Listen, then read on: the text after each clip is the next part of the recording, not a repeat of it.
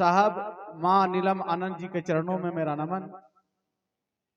और जिनके भी अथक प्रयास से, चाहे वह गुरु भाई हो, गुरु बहन हो, इस महती बेला महाविद्यालय महेश्वर शिव के प्रांगण में उपस्थित सभी शिव शिष्य परिवार को मेरा हार्दिक नमन, मेरा नमन स्वीकार हो।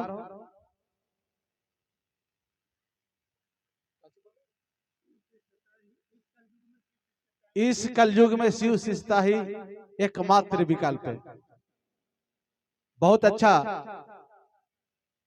थोड़ा सा समझाने का, लोगों का बोलने का विचार अलग हो सकता है, लेकिन सबका मकसद एक है।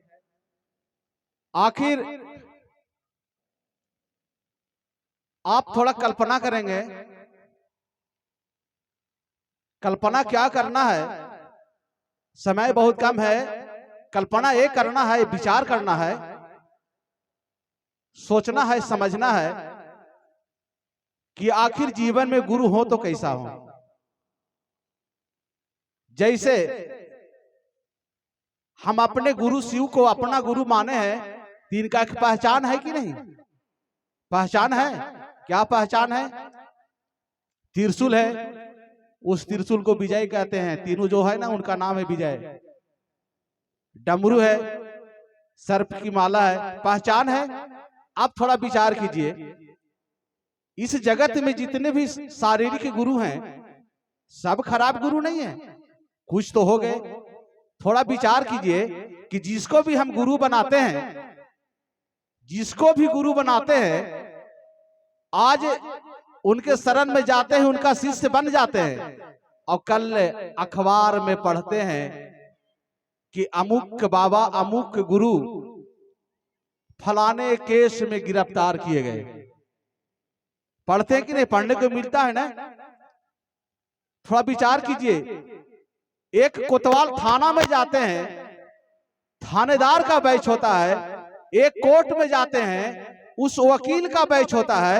एक डॉक्टर के यहाँ जाते हैं, डॉक्टर का होता है। कुछ न कुछ पहचान है, लेकिन अभी इस कलयुग में अभी के गुरु को पहचानना बहुत ही दुर्लभ है। आप उसको पहचान नहीं सकते कि मेरे साथ क्या धोखा करेगा, क्या नहीं करेगा। एकमात्र इसलिए शिव का शिष्यता विकल्प है, इसलिए है कि इनमें पांचों शक्तियां समाहित हैं। जानते हैं आदि शंकराचार्य ने क्या कहा है? ज्ञान, इच्छा, क्रिया, चित्त और आनंद, पांचों शक्तियां हमारे महादेव में समाहित है, निवेश करते हैं। इसमें ये पांचों चीज पे इनका कंट्रोल है। इतना ही नहीं, तीनों शक्तियां भी, ब्रह्मांड की तीनों शक्तियां कौन कौन है? ईश्वर के रूप में नारायणी, रुद्राणी और ब्रह्मचारिणी, ये तीनों शक्तियां भी महादेव में निहित हैं। इतना ही नहीं, गुरु योग वही है जो संपूर्ण वेदों का ज्ञाता हो, संपूर्ण वेद पुराण का ज्ञाता हो, वही गुरु योग है। आप विचार कीजिए, इस संसार में कोई ऐसा माई का लाल है जो पूरा वेद को पढ़ ले, पूरे उपनिषद को पढ़ ले? या तीनों शक्तियां उनमें समाहित हैं, पांचों शक्तियां समाहित हैं? नहीं है। इसीलिए विकल्प है, किस कलयुग में शिव को गुरु बनाना है और उस मंजिल तक जाना है जहां हमें परमात्मा ने यहां भेजा है, और यहां से हमें वहां जाना है। अभी प्रदीप भाई बता रहे थे कि महादानी ही नहीं है।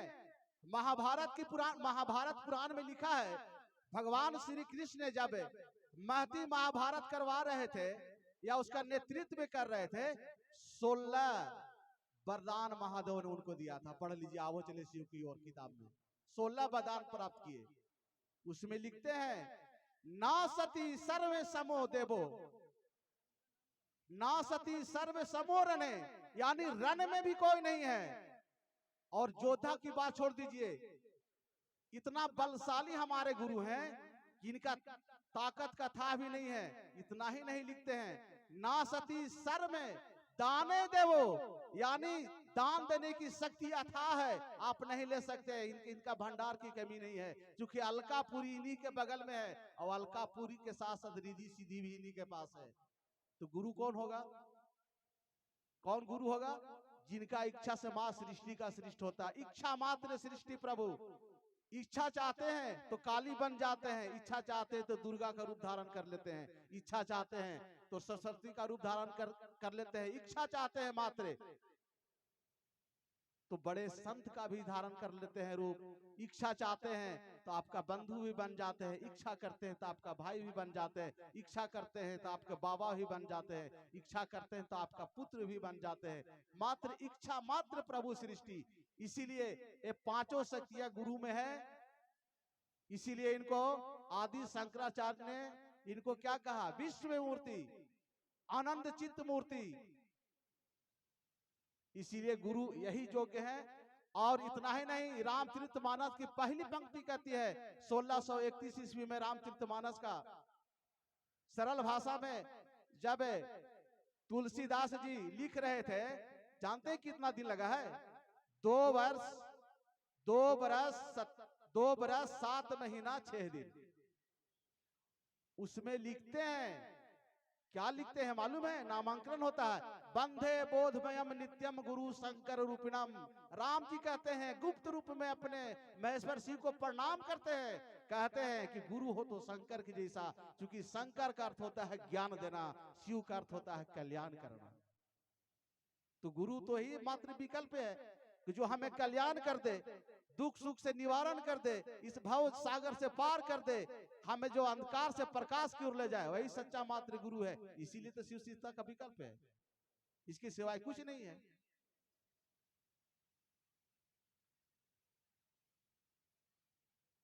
इतना ही नहीं, पद्म पुराण की पंक्ति कहती है, महाविष्णु जी का अपना पुराण है, अपने से उन्होंने लिखा है। उसमें जानते हैं क्या कहते हैं कि वामदेवम महादेवम लोकनाथम जगत गुरु। महाविष्णु जी कह रहे हैं शिव जी से कि वामदेवम महादेवम लोकनाथम जगत गुरु की नमामि शिरसा की विष्णु करिष्यति।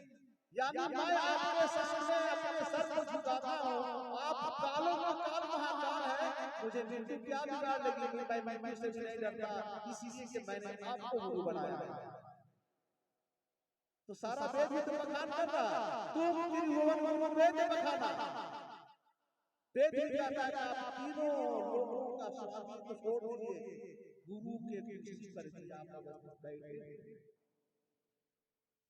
जब इस भारत देश में जब कभी भी आध्यात्मिक हानि हुआ है, तब महादेव किसी न किसी रूप में देवताओं को, महर्षियों को ज्ञान देने का काम किया है। क्योंकि आपका शिव पुराण के पीछे श्लोक मिलते हैं, 112 श्लोक का वर्णन आया है, जिसमें मच्छरनाथ, गुरु गोरखनाथ, परशुराम, बहुत दिग्गज महर्षि, आदि शंकराचार्य, बहुत बड़े बड़े ऋषि शिव को अपना गुरु बनाया, लेकिन किसी ने नहीं कहा कि आप किसी को अपना गुरु बना लीजिए।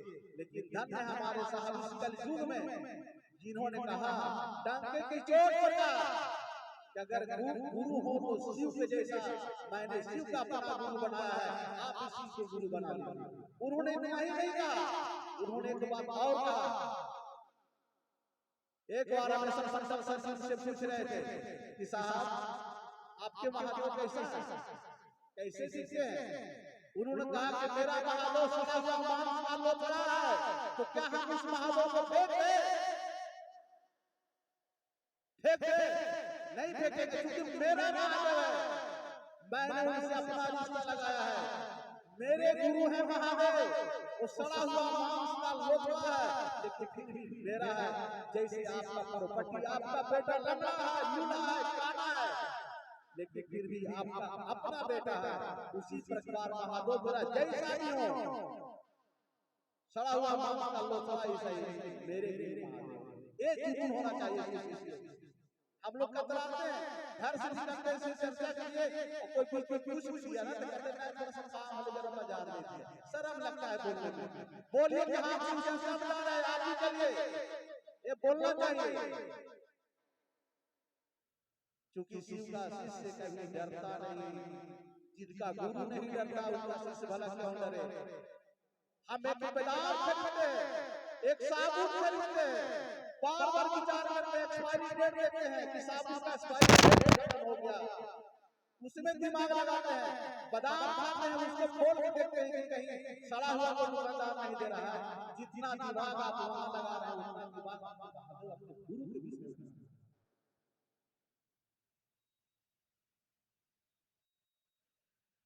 समय बहुत कम है, समय पर भी ध्यान दिया जाए। और एक मेरा आग्रह है, अगर ये बात अगर मैं गलती बोलता हूँ या बोल रहा हूँ इस मंच से आप लोग आगाह कर दीजिएगा। ये जो फोटो है वो जो बड़ा वाला फोटो है, आप जान भी रहे हैं, ये बात तो सभी लोग जानते हैं, सुनील भैया भी जानते हैं, लेकिन कितना बार कहें आप लोग वो फोटो नहीं लगाना। इसलिए लग गया आप से गलती नहीं करना। जब भी लगाना है फूल महादेव का फोटो हो, माँ भवानी का चले, उसमें कोई दिक्कत नहीं, पांचों परिवार चले, साहब दीदी का चलेगा, बहुत अच्छा है। वो फोटो हट गया है, उसको नदी में परवर करना। यही मेरा विनती है आप सभी के चरणों में।